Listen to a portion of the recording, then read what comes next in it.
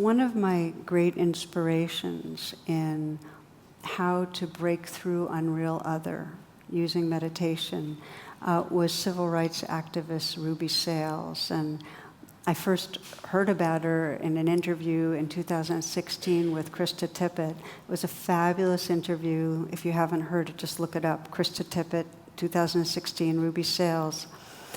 A few pieces from this interview. Ruby describes one of the pivotal experiences she had that changed her approach to being an activist.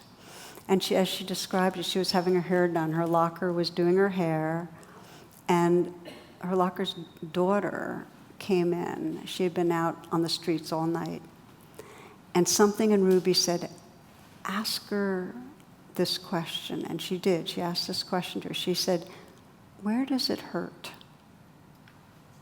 Where does it hurt?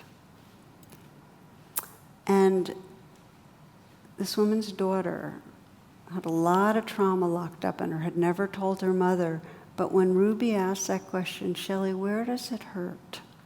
It poured out. And there was something about having the interest and care and looking deeper, like what was there, that changed her whole approach to activism.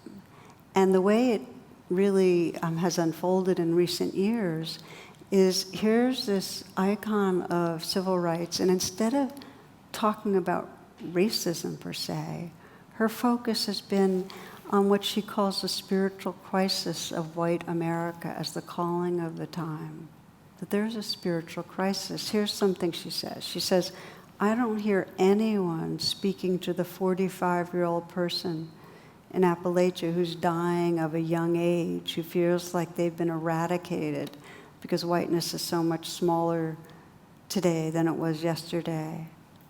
She says, what do we say to the white person in Massachusetts who's heroin addicted because they feel their lives have no meaning? She looks around here, there, the next place, and sees this lack of meaning, this sense of impotency, of not mattering, of not having a relevant role in the society. Rather than targeting people and saying, you're bad, saying you're a rash, she's looking at the dis-ease, the hurt. Where does it hurt? We need to start asking that question.